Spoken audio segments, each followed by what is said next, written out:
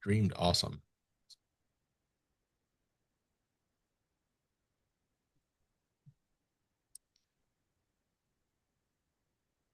Welcome, everyone, to NAAIM Confidential Live. Hey everyone, welcome to Name Confidential. I'm this week's host, Ryan Redfern. Today we have Ron Ruff, the new NAIM president. Great to have you here today. And he's also at FSA Wealth Partners, by the way. But the NAIM president, that's really why I wanted to have him on today. So we'll talk a little bit about the future of NAIM. So Ron, always great to see you. Thanks for being here today. Thank you. Happy Awesome, to be awesome. here. Happy to be here. And I'm glad you're the president. I think it was an excellent choice. I'm going to flip this over to the NAIM Exposure Index, and we'll talk a bit about that. Where are we right now? We sharing yet? Nope. There it goes. All right. 82, creeping up a little bit from last week. I think it's interesting that the number went down a couple weeks ago pretty dramatically. Was that your fault? Was that your doing? It was not our doing. It wasn't mine either. Oh, interesting. I've been consistently 120 for the past month. So oh, really? It's not me pulling it down. So clearly it's not you. No, we're at I think we're at 95 now, and we've been there for a while. We flinched a little bit during the conflict initiation, but pretty quickly got back to 80, 85, 90. We're at 95 now. Right. No, we had the same. There was reason to be defensive in March. Yep. I mean, there was. So that makes a lot of sense. But since April, man, there's been I don't get what that's going on there. It's interesting to see. Yes. So well, awesome. Well, I've got you here, the brand new NAIM president. Great to see you. What's the vision for NAIM going forward? Where do you want to take this organization now that you're in charge? Well, I mean, I would say more or less I want to continue just the really great work that the prior presidents, Barry, you, Matt, and others, I feel like it was coming out of COVID. It's just really been a tough environment for really any organization that tries to have conferences. So much is by Zoom now. There's so much competition. It's just been really hard to get people re-engaged. And so I just applaud the effort of you guys and the board with kind of re-engaging and re-energizing the work of the organization. So for me, I think I just want to carry that on, keep that momentum going. Hopefully, I'd say in my mind, as I look at investments and I see what other firms are doing, either with mutual funds they've launched or ETFs that are active, and I say to myself, why aren't they involved with NAIM? And I get it. You get to a point in size where maybe you're not getting as much out of the organization as maybe when you were smaller. But I mean, where else besides possibly a local CMT chapter are you going to get a group of people who think about the markets the way you do? And I just find so much value in the organization, just meeting people and talking to people. And it's not necessarily going to make me change my strategies, but it does help me vet, am I doing the best that I can do? And there was a guy that was an active member of NAIM years ago, and he was looking for an exit strategy, and we merged in with him, and he stayed with us for 10 years, and then we bought him out. That would never have happened had we both not been NAIM members. I get research now from one of the NAIM members. That never would have happened if we weren't members. And it's not anything that even happened. I've been a member for 20 years. It's nothing that even happened within 5 or 10 years. Well, let's say 5 years. But over time, you just kind of meet people that you find interesting. It could be new hires. It could be new avenues of distribution. There's a lot of things that can come from it. You just have to get engaged and be involved. Yeah, no, absolutely. And I find for myself, when I was starting out, I joined NAIM maybe 2 years into my, creating my own RIA. First conference, I was like a $7 million firm. Now I'm 130. I would not have gotten there without this group. Absolutely not. That's amazing. And personally, I love giving back because people have given so much to me from this group. Having people I can call, I'm like, I've got this weird situation with a client with the strategy. I have people I can reference, and they help me out without worrying about, are you going to steal my IP or my ideas? Nobody cares. Like it's all good. Such a great group. And I find as I've grown bigger in my firm, I want to give back. I want to I help out agree. the new people who are coming in like I did. And I I think agree. that's, I agree. And I think a lot of these firms that haven't joined or haven't re-engaged as time should think about it in those terms and just come back to the organization to make the active space more robust. right. I mean, we're still such a minority of the overall investing universe amongst brokers and RIAs. So it's still a pretty small group. So I don't know. I just think it's a great organization. It's really the best way. I mean, I think I'm not a CMT, but you are. So I know that group gets together, but this is all people who are RIAs, registered investment advisors. And so they're trying to run a firm, they're trying to do marketing and Yeah. deal with the back office, all of these things, and this organization helps them. So yeah, anyway, that's the area that I want to try to get after some of these firms that you and I know that Yeah. just haven't gotten involved the way they should. Yeah, no, I agree, and they need to. I'm amazed we don't have more members, but thankfully, since COVID, we have steadily grown every year. So I'm happy to see that. Not as fast as any of us would like, but I'm glad Right, they're, right. we're rebuilding the community into something that's really good, really Yeah, positive, really good experience for people who connect and engage, right? Don't that's show right. up being like, they're okay. It's like, no, keep Yeah, showing up, that's right? right. And you'll make some good connections and hugely valuable. Yeah, Hugely. yeah, Well, awesome. Thank you for that, the insights on where we're going to go in the future. I appreciate it. yeah. I Sure. think you're a great choice. All right, let's dive into you. A Yeah, little brief about your background. I know you've been on this before, so give us just the yeah, highlights, that, and then we'll dive into your investment philosophy. And I think you have some sure. slides. Well, the firm I'm with, FSA Wealth Partners, has been around for 40 years, started by two guys. I've been with the firm for 20 years now. I and a colleague are 7 years into a 10-year plan to buy out the remaining partner. So we're two-thirds of the way into that process. Um, and I came from my whole career, which has been, gosh, I hate to say it, but 40 years this year, has always been within the active world. So I originally started working with a guy named Jay Schabacher in the DC area. For the old timers who might be listening to this, he's he's like one of the OGs of this active space of trading mutual funds and going to cash. He wrote a newsletter, Switch Fund Advisory, and then he did mutual fund investing. So he built this firm. He and Dick Fabian and Sheldon Jacobs were some of the very early pioneers in this space in the early 80s, late 70s. And then that firm was bought by a firm in California. So I moved to California, organization called FundMinder. There was the investment IP was by a guy named Werner Keller, who's also pretty well known. We were eventually bought by GE, became GE Private Asset Management. Eventually, it was spun out into a Genworth. We were part of Genworth, the insurance company, and then they were taken private. And now it's AssetMark is the big name of that organization. So anyway, I came back east to this firm through a mutual friend, just a great friend of NAAIM, Peter Mothy, who recently died. Oh yeah, yeah. But he was just a great friend of NAAIM and connected Dave Peterson, the co-founder of this firm, with me, and I ended up moving back east. So I've been with three different firms now, and so it's been fun to watch how, and it's kind of a testament to the NAAIM membership. You have three different members, all active managers, but they all go about it in a different way. Dave Peterson was all about charts and following the charts. Werner Keller was all quantitative, number crunching and rankings and that kind of thing. And then Jay Schabacher was more similar, moving averages, but he would dive deep into the portfolios and understand what's going on, what's the portfolio manager doing. So a little more of a deep dive on the individual holdings. So anyway, I've kind of brought a little bit of all that with me to FSA, which is what I do now. Right. So are you involved in investment decisions, or are you more running the company over there? I'm the CIO, so my role within the firm, my role within the firm is to manage the investment portfolios.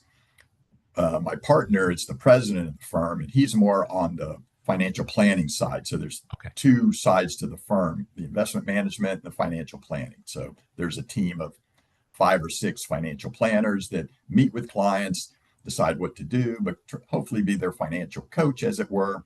Right. And then all the portfolios are managed from my team, and the strategies, there's 10 different strategies that we run. And then the advisors, they're just arrows in their quiver. They pick and choose whatever they need for a specific client need.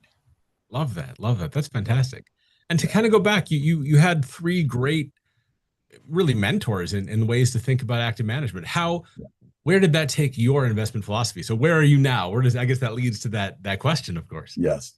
Yes. Very confused. That's where it leads me now. But I would say Awesome. what I pulled from my first stint with Jay Schabacher was this notion of, even though our approach is primarily technical in nature, we're very much following charts, support, resistance, those kinds of things. We're big fans of relative strength. But before we go into a fund, I'm always curious. So I'll have the analysts dig in and find out what are the big sector weightings in that fund? What are the top holdings? So is there something about that specific fund? Let's say we're trying to buy a large cap growth fund. Is there something about the fund that we've identified that makes it different from the others? Or is it just like, is an index fund like everything else? So if we are looking for a fund that has an overweight to healthcare and an underweight to technology, for example, but it's still a large cap growth fund, we can dig in and find that out. Sometimes we don't care. A lot of times in our process, we may just say overweight large cap growth. And so we're just buying big index funds that we can use. But sometimes it's a more nuanced view. And so we'll look at more specifically trying to cherry pick funds that fit some particular niche that we're looking for. Sure, sure. So where do you get, did you mention well, I say, of course you're active, but I'm thinking like when I think active, I think what charting do you use? Are you big chart technical guys? Or are you more like fundamental and then like the chart confirms? More charts.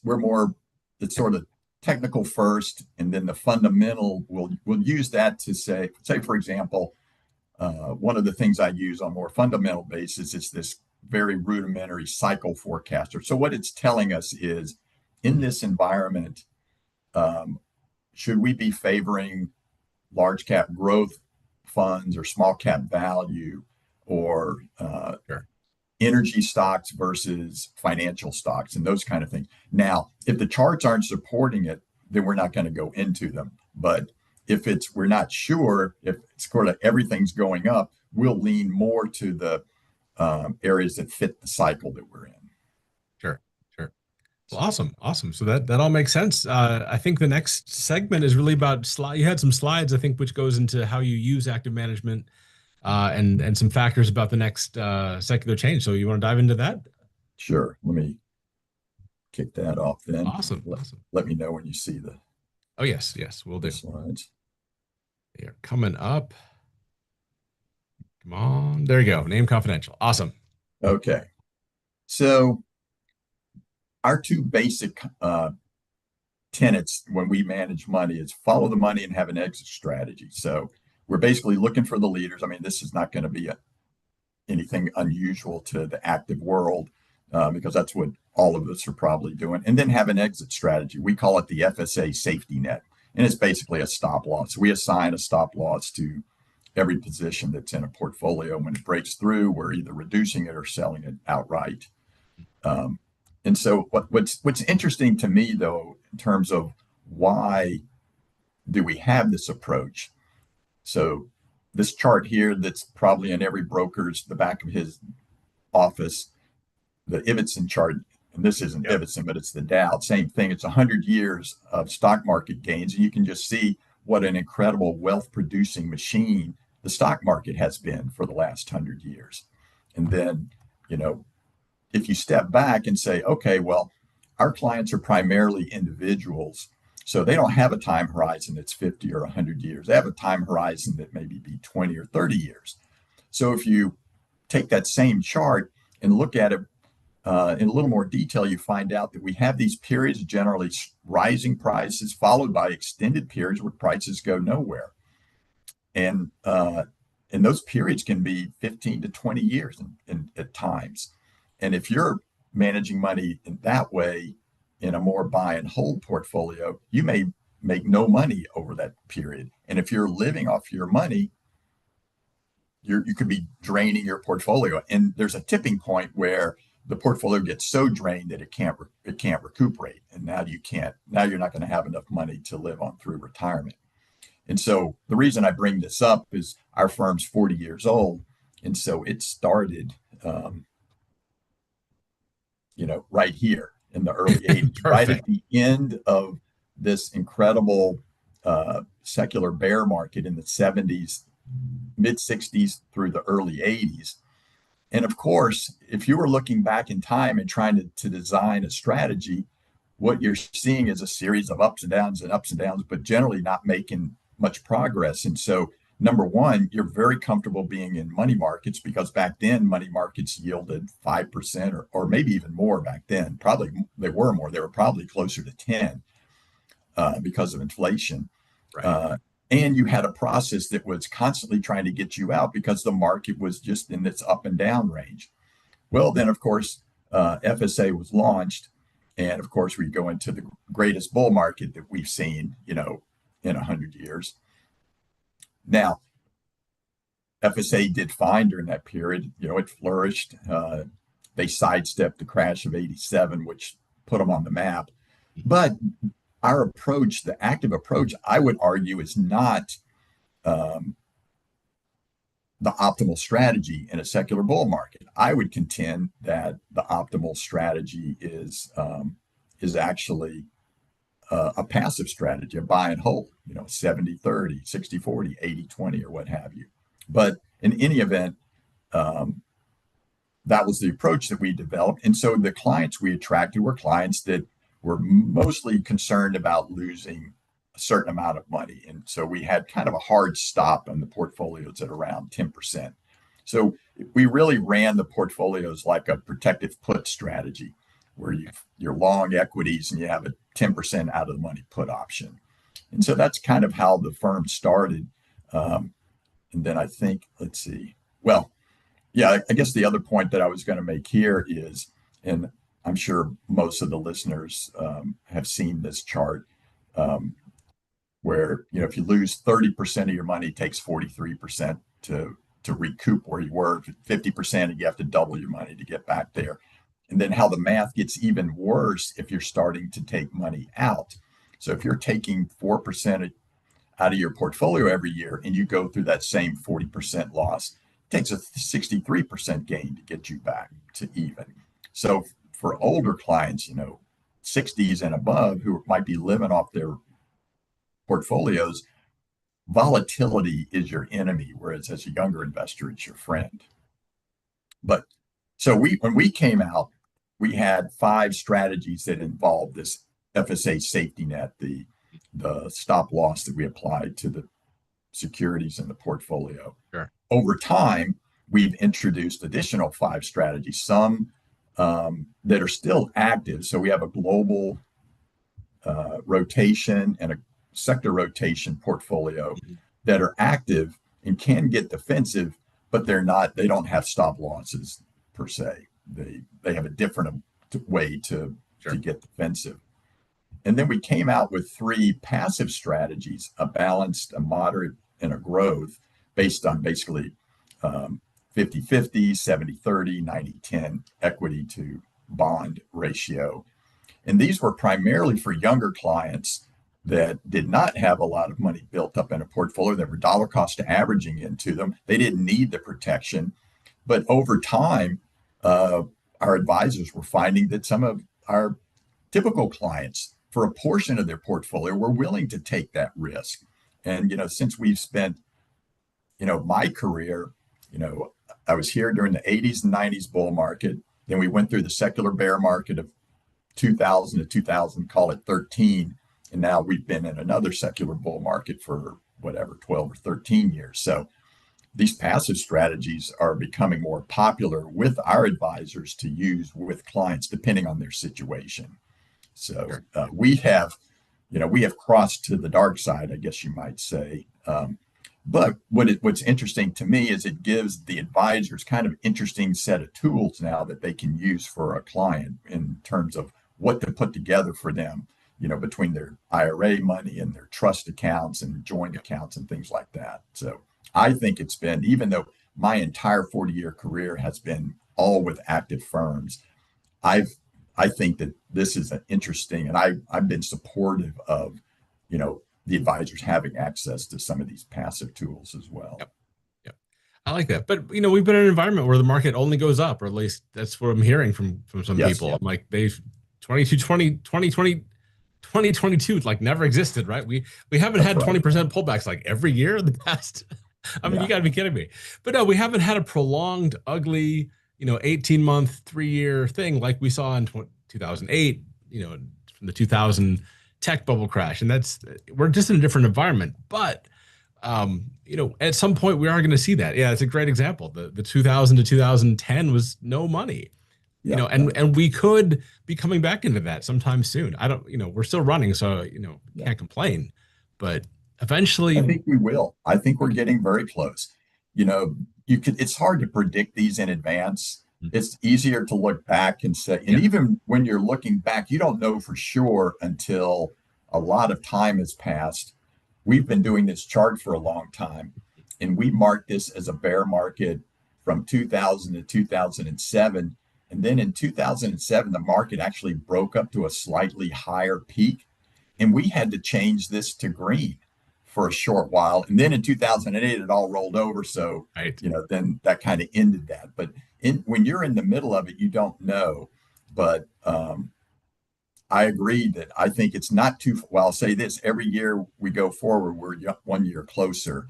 But if you think about what it might take to create the next secular bear market, you'd be looking at things like interest rates, because the last bull market, or at least this one, had interest rates dropping from 20% to Right. 4 or whatever it was. So that tailwind is gone. Inflation is elevated. You just think about Robert Prechter, he was a proponent of Elliott wave theory. Mhm. He coined a term called socionomics, and he talked about the social mood of a society and how that ebbs and flows between greed and fear. And you can look in popular culture and get a sense of, is the mood turning more negative? Is it more positive? And so I'm not going to try and weigh in on where I think the mood is, but it's interesting to think about. I could certainly make a case that the mood has become more negative.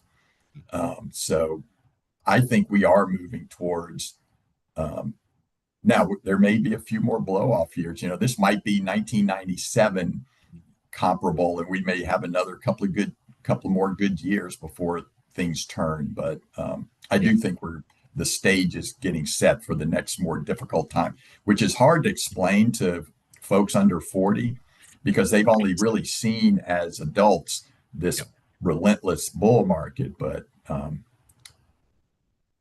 Absolutely. as human beings, we don't change. We shift. We act similarly over time, and so the conditions will come together again that'll create the next secular bear market. For sure. And you made me think of I think it was this week, the AAII sentiment chart was like lower than it's been in like a long time. Like, Really? what? It's wild. Yeah. Huh. So they're pessimistic over there, but they're usually wrong. So I don't know. Yeah. I hate saying that because we always get compared like our NAAIM exposure index versus the AAII sentiment. Sentiment is not exposure, right? Sentiment's your opinion. Exposure is like, how are we allocated? So I love showing that differentiating. Yes. Sorry, where were you going with this? You have something good, I think. Oh, nothing. No, I just was coming back to this one. I was actually thinking back to that's a great chart. We're in a time where passive makes more sense, but we're probably going to move back into where active. I wanted to go back to your chart where you showed where somebody's taking a distribution and how they can't weather the drawdowns. This, I think, to me, is the biggest thing that like being a name or financial planners should be using active management for this exact reason, because people can't afford the 50% drawdown that we saw twice. That's right. From 2000 to 2010. That's that is portfolio destroying, action if you're taking distributions. So I think nothing makes a case better for financial planning and active management than this. Yeah, one of the great disservices the industry does, mutual funds and ETF providers, is assuming that every investor has a 50 or 75-year time horizon that you can weather all of it. You can even weather secular bear markets because your time horizon. And as a 20-year-old, I'd say that's true. Maybe as a 30-year-old, that's true. But anyone over 40, I think it gets harder to make that case.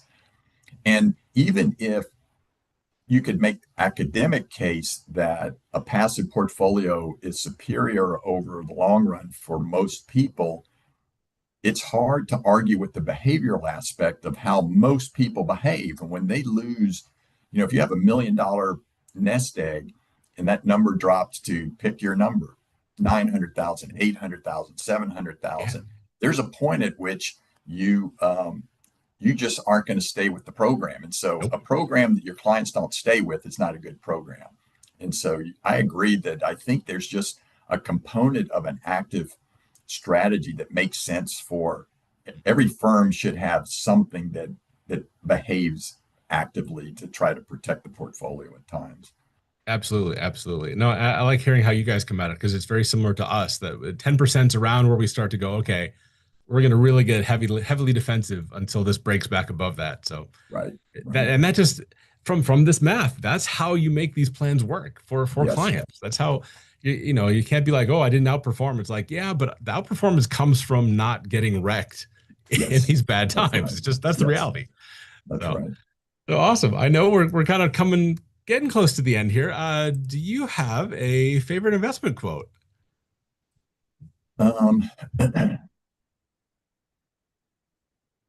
Let's see. I don't know if you had this on the slide or not, but of course.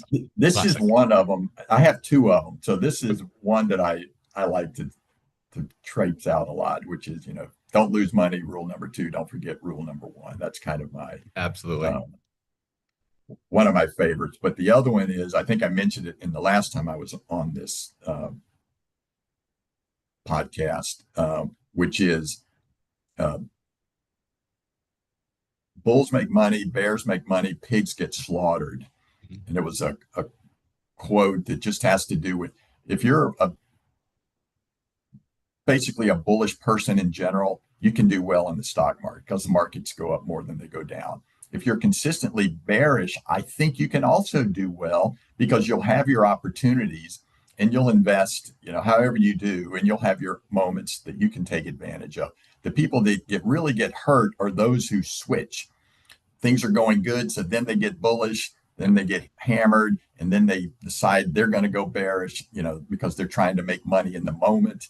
Those are the ones that really get hurt. So you can make money in all kind of different ways in the markets: growth, investor value, foreign bonds, what have you. But you have to have something and be consistent with it. If you're always kind of being pulled by the whims of the market of the day, then you're going to have a hard time because you're always going to be chasing what's already done well. And then that usually doesn't work out. Awesome. And then finally, do you have how could somebody contact you? I don't know if you have a slide for that. There you go. How to find you. That's off of our website. Awesome. We're all pretty easy to find these days. So it's it's too easy. So people should be able to figure that out at this point. So, and then finally, I've got to ask you, NAAIM Outlook Conference is coming up October 26th and 27th in Dallas, Texas. I'm going to guess you're going to be there. I hope so. I will be there. Yes, I will. Great event. I like the fall ones. It's a smaller, a little more intimate. That's where you really get to know people and make these connections. Exactly. I think if someone's thinking about being a member of NAAIM and they're not quite sure, this is a great conference to go to because you really get a chance to interact with pretty much everyone there. A lot of the providers aren't there. The sponsors, just a few of the sponsors are there. So you're not necessarily getting hit on by them at the same time. So I think it's just a very intimate conference. It's, number one, great content. And then number 2, it's just a good way to really get to meet people that are around you. Yep. In addition, now we add the not just CFP CE credits, we're actually doing the IAR CE credits. So that, for free, it's added to the thing. So show up and you get some credits because so many of us have to get those now. It's a time saver. So it is I tell you, it's one of the great benefits that the group has come up with in the last 10 years. It really, and we just include it. So I was like, no, it's Yeah. a benefit. We make it as beneficial as it possibly can be. So Yeah.